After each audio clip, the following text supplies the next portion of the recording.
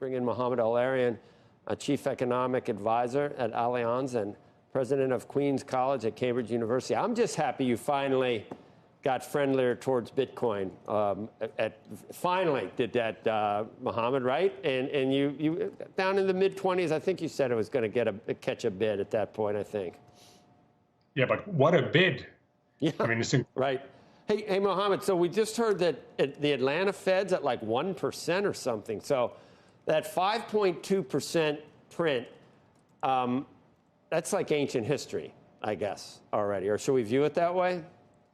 No, I wouldn't call it ancient history. It's real.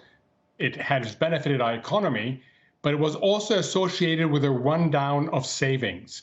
That's why when you extrapolate forward, most people expect the economy to weaken from the 5%, which it will, but the question is how weak. There is a market romance right now with the softish of soft landing. I think that's probably too much of a romance, but it is one that led to the biggest monthly loosening of financial conditions on record. Think about that. The biggest monthly loosening of financial conditions at a time when the Fed is telling us that it's premature to talk about lower interest rates. Yeah, but de facto, that's what we're seeing. Just, do you think the Fed got too tight, Mohamed? Yeah, you've heard me say over and over again that I thought they should have stopped before the last hike. I wouldn't go as far as the market to price in a 50% probability of a March cut and 5 cuts next year, unless you believe we're going into recession. And if you believe we're going into recession, then equities shouldn't be where they are. I think that what you'll see is the Fed will be very careful. Also remember, the best of the inflation move is behind us after this month. So we have one more month of good inflation data, and then it gets a lot tougher. My hope, as you know, Joe, is that the Fed targets a 3% inflation, not a 2% inflation, and that would allow us to soft land the economy. Do you think 3% will become the new normal for inflation in the United States, Mohamed? Look, I think if you look at the economic outlook, it is an outlook where supply is our problem, not demand. Demand was the last decade. We had insufficient demand. Now we have insufficiently flexible supply. And lots of reasons people come on air and talk to you about the energy transition. They talk to you about geopolitics determining supply chains. They talk to you about companies being much more concerned with resilience. And they also talk to you about the labor market not being as flexible as we'd like it to be.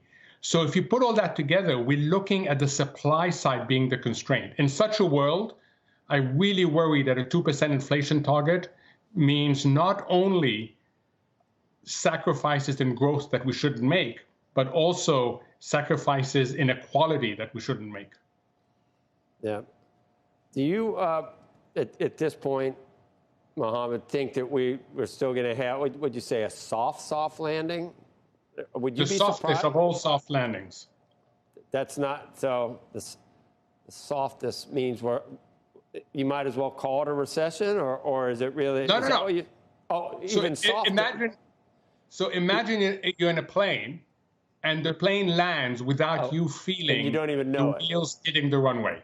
That is what the market is assuming, is that we're going to land this plane, this complicated plane, without even feeling that the wheels have hit the runway. That is what's priced in right now if you look across markets. That's what's priced in, but and what's more, I mean, it would be unbelievable to have that. Do we miss it? Which way do we miss it? I think it's a little bit bumpier. I think the risk for growth is on the downside and the risk for inflation is on the upside. It is very difficult to get back to 2% as quickly as the market thinks we're going to get back to 2%. Okay, and I've seen people say that we're going to see a dollar rally resume in 2024.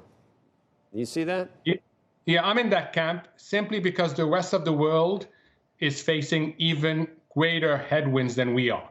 So it wouldn't surprise me if by the end of the year, the European Central Bank has cut rates more than the Fed. It would not, even though they started later, it would not surprise me if they end up cutting more than we do in the United States. All right. So, but in summary, Mohamed, no more hikes, but you think cuts in the second half of next year, or and not as many as we're predicting, as are being predicted. But that's absolutely right.